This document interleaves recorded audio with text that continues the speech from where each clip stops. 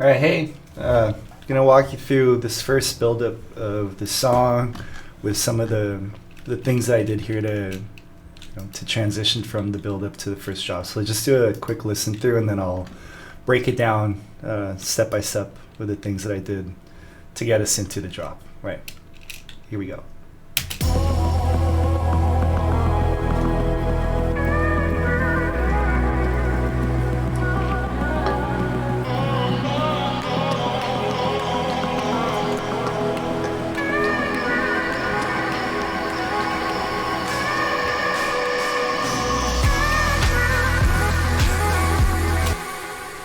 Cool. All right, so the biggest thing about making buildups and or transitions is that you want to create tension so that you release into the next part, right? And there are a lot of things that you need to do or that you can do in order to build that tension. But the one thing to think about is just like it's all about adding contrast from one section to the next. And there are many ways you can do that. You can add contrast by removing elements and then reintroducing them. You can add contrast by having more elements and then removing them. Having sounds that complement each other. So maybe you have like very distorted sounds in one part, and then you go into less distorted or acoustic sounds on the second part, or sounds with staggering or some kind of arpeggiation to like sustain notes, right? So there's all things that add contrast from one section to the next. But there's not one specific thing that I do here. There's a few. So I'll just walk you through some of the things that I did, and I'll walk you section by section. There are only three main sections. There's the drum section here, and I'll just play the drums from the drop. Right. There's the effects section. This is where I put a lot of like ambience noise, white noise, risers, and all that stuff. And I'll play them through build up to drops so you can hear them all individually. And then my synth section, which is, it's not just synths, it's synth bass and then the vocal chops. And that just I'll play a little bit before the build up and then into it.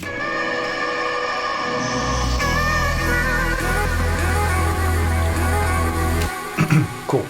So let's start with the drum. So the one thing that you'll realize from the drums is that there's nothing, this is the drum section here. Let me open this so you can see it all. There's not much going on in the drum section during the build-up. Right? And I'll solo it and I'll play it. Nothing, right? The only thing that happens in the drum section is there's this this sample that's played throughout a lot of the song that comes in, which is this one. Right? And then there's a small fill that comes in right before the turn, right before the drop here.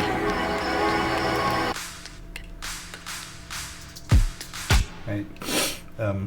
So the contrast that I'm doing here is there's nothing, and then there's the drum. Right. So that's what you hear in this buildup.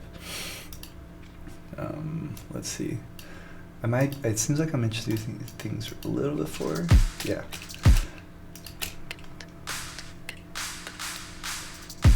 Yeah, so I'm introducing this sound here, and yeah, just right before the drum really kicks in, there's a little extra fill here that just brings in the drums nicely. Right? I'll play it right here. Right. Cool. So that's it for the drums.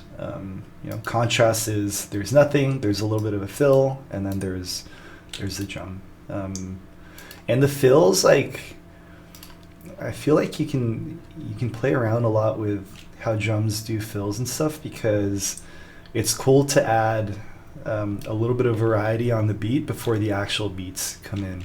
So you'll see a lot of things with actually drums, like you'll hear a lot of snare rolls right? And the snare roll is literally just a drum pattern. Oops, it's not copied properly. The snare roll is just a drum pattern that builds tension by adding more notes the closer you get to the drop. And there are other things that you can do, right? But it kind of sounds like this, right?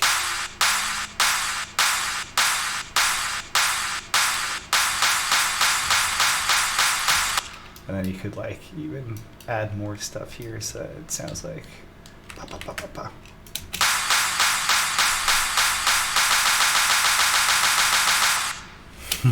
Right, so that's the standard snare roll. Along with these, usually what happens if you do a standard snare roll, I'm just consolidating this into audio. You can do that by selecting the bits that you want, and on Windows it's Control J or Alt J. Yeah, press Control J. Control J to consolidate. A couple of things that you can do here. So I just pressed A to enable the automation of this clip here. So if your MIDI is not selected, you can just press A and it'll enable this button here on top of the the channel selection. A, see? And what that does, it allows you to like fade these things in, so you could actually, and I use this a fair amount, so it's worth bringing it up now. So you can do something like this, right? Where it introduces the sound.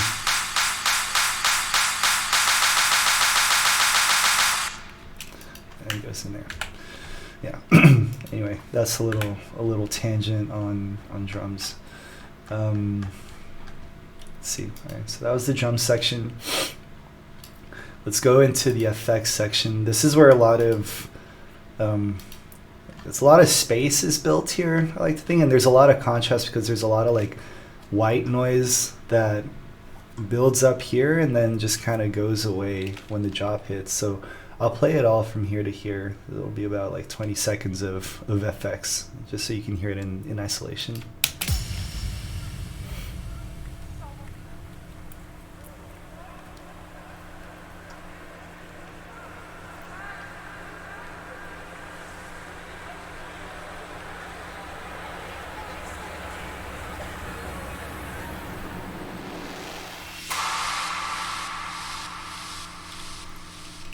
Right, and I'll play it halfway through in the context of everything, so you can try to hear it again.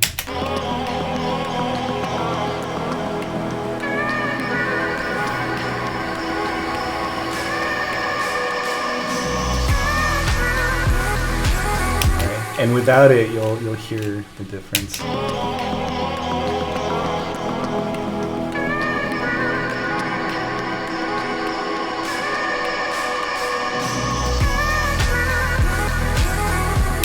Which also works, I guess, but the FX I think just add a lot more tension because it really fills the space out with, you know, these random noises and this sound that isn't in the drop, so it adds a lot more contrast like that. And there are a couple of main things here. There's a couple of ambiance loops, and you'll see here like this fading thing just means that I faded it. So I did that whole thing where you press A or you click here on the automation button on the what's it called? Automation mode, yeah. And I just faded it. So I just did this. I might have like actually moved this so that it builds up a little faster. But this is just an ambiance loop. I'll play it from here so you can hear it. Right. Just some birds chirping for the greatness of the song. And then there's this crowd ambiance.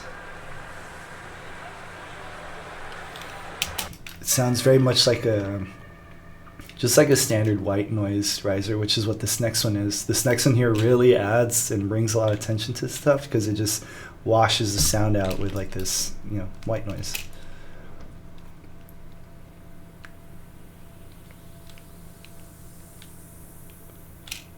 And there's these people here. I don't think there's, yeah. Just a little more noise going on here. There's not much in the automation portion. Actually, there is. So what happens here in the automation too is, and I do this in other sections as well, is I use an auto filter to sweep out the lows. And what that does, it adds a lot of tension, or it adds a lot of contrast between the sound spectrum that's being filled, right? So if the buildup is sweeping away the lows, and this is what this is doing, so you'll see I have a low pass filter mode here, and my frequency, I'm showing the automation here. It grows from, you know, the 26 hertz, which is essentially off, to 1.6 thousand hertz. So it just washes the sound away.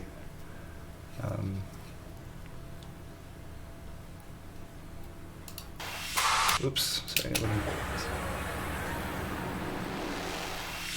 Yeah, you hear that?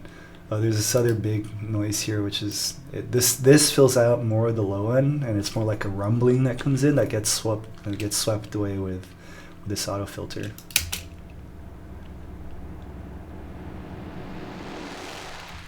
Right, and the idea here is you're just adding things that are kind of going to build up and, you know, add that wall of sound that you can sweep away, and then introduce the colorful sound, which is, you know, the bass, the synths, and the vocal chops. Let's see. Yeah, I guess in the other thing, which is more just like a transition from the previous section to this, there are a couple of impacts that just reintroduce this section. So let's hear the previous section to this.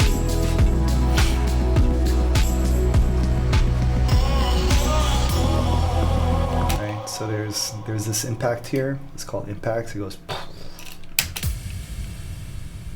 And then there's this, it's like the cymbal tambourine. Here I'm putting some echoes, so it just like stays in the space a little more and it sounds a little dreamier. Okay. It's pretty heavy on the wet side. 50% feedback's pretty reasonable. Yeah, so that's that, right? So white noise, ambiance, things are building up. You know, I'm adding that slope on the volume that makes it louder before the drop. And there's the auto filter sweep that sweeps away the lows, so that, you know, when the drop comes in, there's you know, the bass that wasn't playing here gets played here, and then you really feel that. The other thing too is when the drop hits, there's the impact, very similar to the impact that we use coming into this buildup. We use it on the drop, so I'll play this last bar here into it.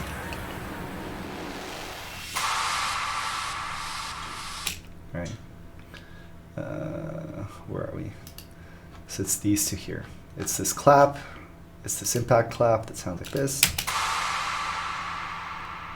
And then there's this atmospheric top, which is probably just like a sweep down. Yeah. You know, and you're hearing that this is pumping. This is kind of irrelevant to this part, but it'll be relevant in the synth section. There's this LFO tool. It just automates the volume so it pumps. So you'll see it pump.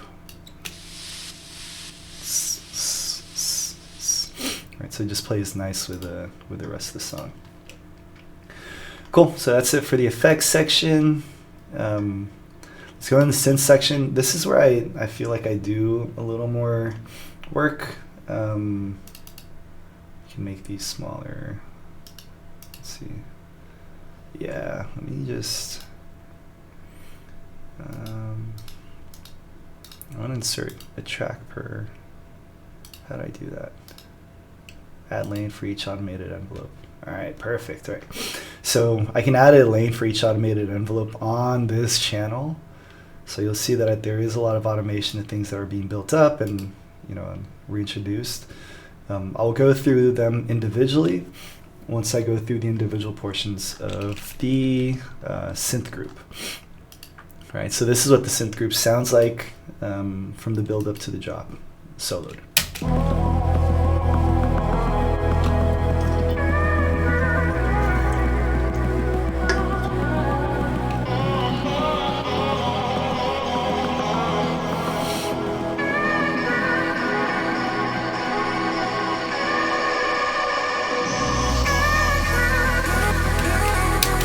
Cool. Yeah, I think the biggest, yeah, maybe the automations are the more important things here, but there are a couple important sounds here that are worth, a couple of things actually that are worth mentioning. One of them is there's this marimba, or is this just the, yeah, this is like the airy pad. I stopped playing it in the last 2 bars here.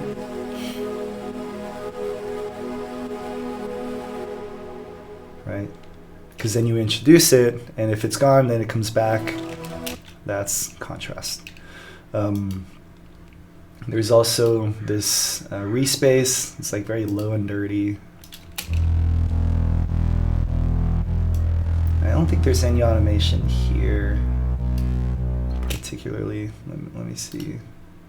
Yeah, so there's no automation on the track individually, but there is an automation on the group, and that's where you'll hear it go away. It goes away, it gets a little more quiet, it goes away.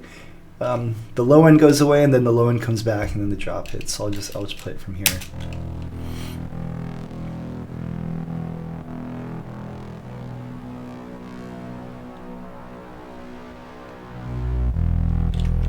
Right. You might not hear it if you're not wearing headphones, but the low end goes away. There's also a couple other things that I'll walk you through are happening. But again, contrast, tension, release. All right, there are, what are the other good things that are happening here? So there's a sound that gets introduced before. Is this happening here? Yeah, the sound gets introduced before the drop too. Here we go. It's in the back there, but you know, it's another noise that introduces something that's happening in the drop. It's just very, very silent out in the back. There's this one sound which could have technically been in the FX section, which is just a reverse of the vocal.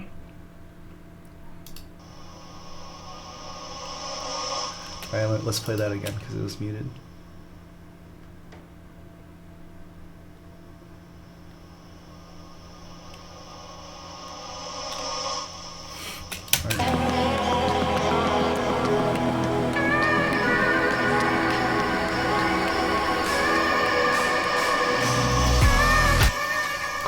And all that is, what is this? Yeah, that's not that one. Put this away. So what that is I don't really have the sample. I think this is the sample. Yeah, the sample is the guy going, oh, whoa, and this guy. Right. And what I did is I reversed that. So you'll see what I did that. So that's the same sample. You can do this with whatever sample you're using. It works best on vowels. Let's start. Right, it's that guy, and you can hear that's this kind of sounds like. So what you do is you get that one vowel. This whole group has echo and a reverb. I'm not going to shut it down, but you can just imagine. Oh, no, I'll just do that.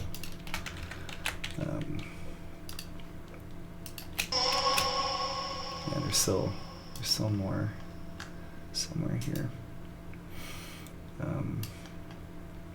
Whatever, you get the gist. So what you do here is you change the sample to complex if you're on light, or complex pro if you're on Ableton Suite. You press R, you reverse it. You don't need to press R, you can just go here, right click and press reverse clip. Now you have the reversed vocal. What I'll do here is I'll try to use reverb standard stuff. So what you want to do is you add a reverb effect. You can 100% dry wet it, add a good amount of decay time, like 12 seconds or 8 seconds, maybe a little more, maybe like 12 seconds.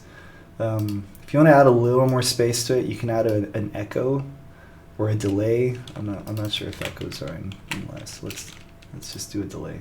So remove the echo, put a delay. The delay is going to make it ping pong, or you can make it ping pong, right? So that's what that kind of sounds like. Don't forget that there's the reverb on the actual group. So if you put all these things, you have like this washed out sound that sounds like this. Right? And it just kind of goes on forever. You can make this a little less, this a little less. If you right click on this channel now, you can freeze the track. What it's going to do is just going to print, quote unquote, print this channel. You'll see what I mean in just a second. So it's going to, you know, record whatever the audio signal is here with a signal chain and make an audio clip out of that. And then you can take that and you can process it however you want it and chop it up and do some cool stuff. Right, so it's flattened now. If you have issues with CPU, actually flattening is a great way to store CPU, because at this point, like, you know, this audio is quote unquote like stored, so Ableton doesn't need to process it in real time. It can just play the audio that's frozen currently. But if you flatten this, so if you had it frozen just means, you know, like you can't change anything because the audio is essentially like cached as is in Ableton. You can flatten it, which is gonna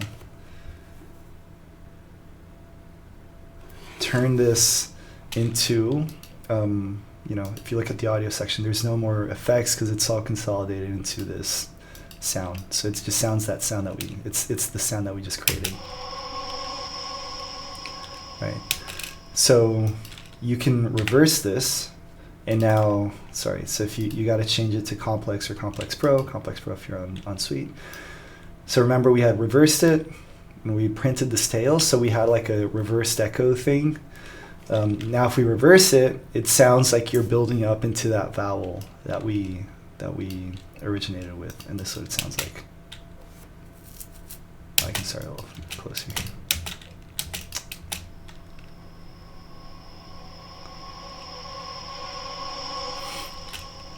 All right, and that's a great way of introducing the sound that you had, or like the vocal that you had, because you know, it gives it like this cool spatial way of introducing the sound, and that's what this is. I think they sound pretty similar.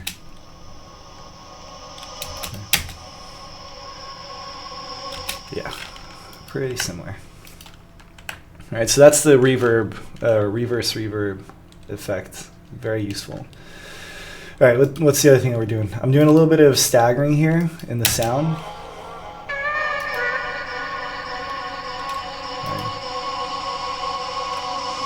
And this plays along well with this reverse reverb that we did. It's just that original sound going.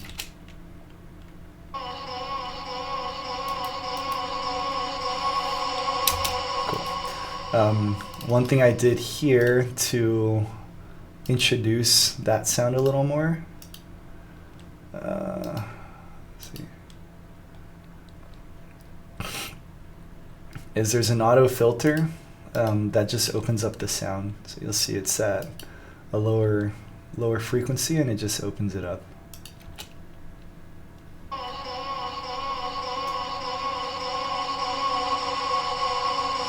Right. If you do it all the way down, it'll kind of like bring the sound out of the grave kind of thing.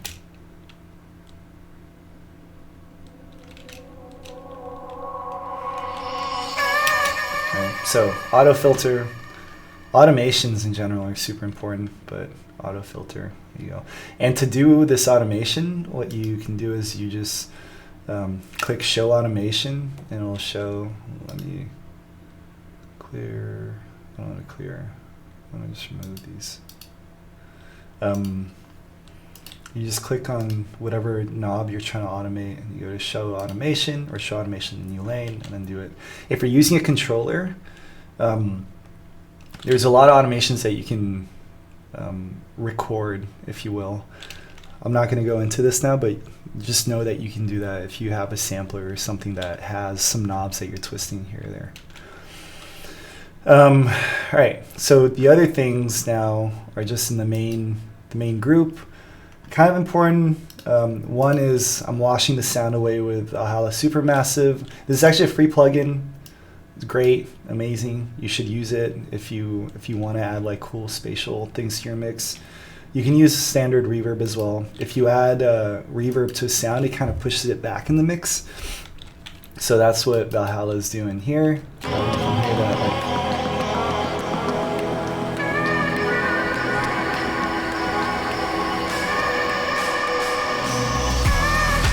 right? So this is that. This is the Valhalla mix. Essentially, it goes from 0% wetness to 70% wetness, and then right before the drop, you kind of like bring it down, and then it's, you know, there's no reverb, or at least there's no like build-up reverb, so the sound comes back as clear, and there's that contrast from this section to the next. Let's see. There are two auto frequency filters that we were kind of talking about, right? So there's okay. So I have two auto filters on the group. One of them is for the high end.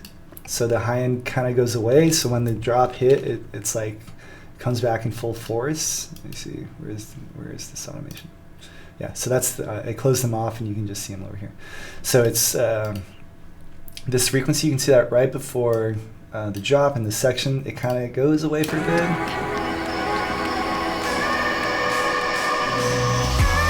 And it brings it all back, right? Let me remove the other auto filter so you can hear what this one's doing on itself. I can even exaggerate it.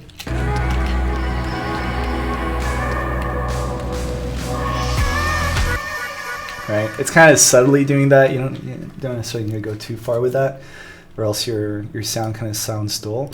Although with the effects, there's so much white noise here that you can wash away the white noise from this section because it's building up here. So, you know, like the white noise or like the high end information from the synth section goes away in lieu of the white noise, which, you know, is just texture and literally just white noise. And then you get that transition from white noise to, you know, that colorful sound, which is the drop. What else? I do the opposite as well. So I also reduce the bass. This is very important. Like usually when you hear a drop in EDM primarily, but also other genres, like basses usually go away, and then, you know, when the main part comes in, the bass, you know, fills down that low end and really makes a sound bump. And this is what this is.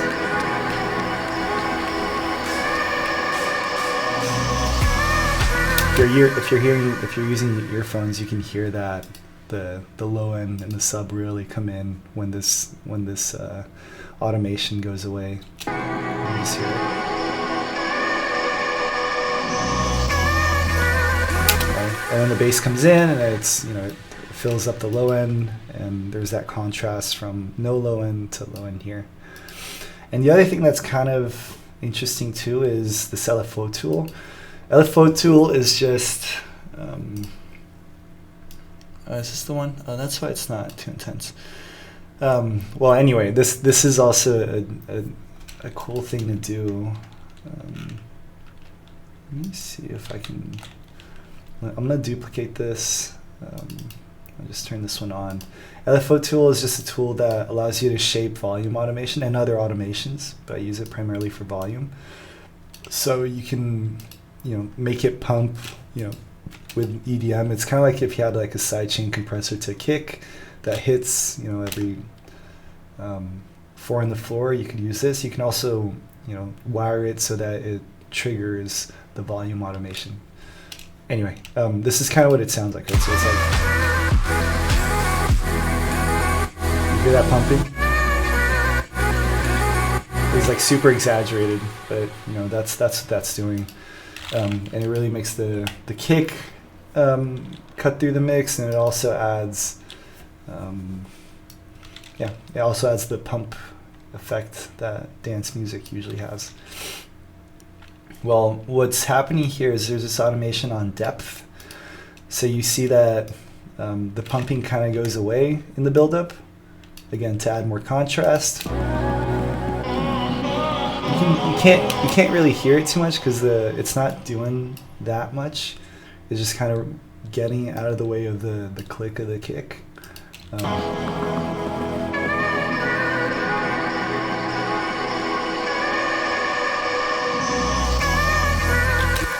right? But you can imagine that if that sound, if that pumping was more exaggerated, if you automate the depth, it's essentially how much of the pumping you're going to hear. So it's the dry wet essentially of this effect.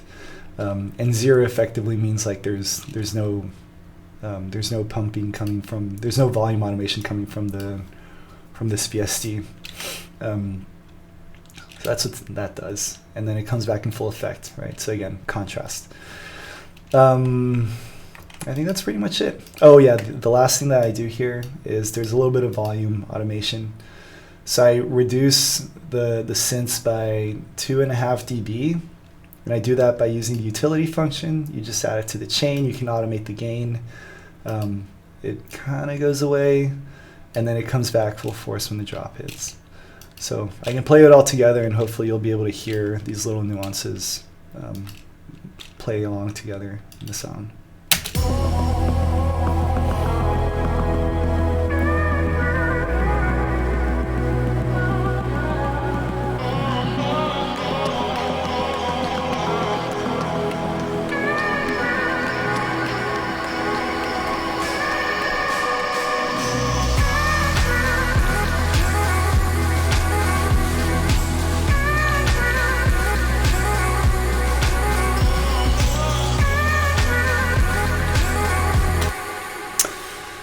Cool. I guess the last part here is this cool little loop that a sample that I use from a friend of mine, Mr. Matt Daly. And that's playing throughout the entire song. There's some processing on it, so it fits the mix pretty well. But you can hear it go away in the build-up and then come back in the drop.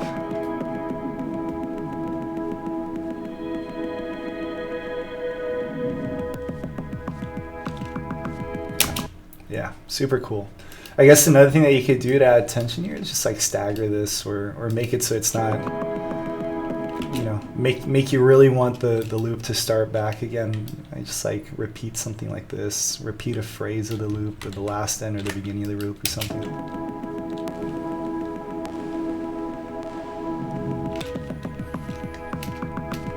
Right. Cool. Well, that's all I had. Hope this was useful, and yeah, see you around. Bye.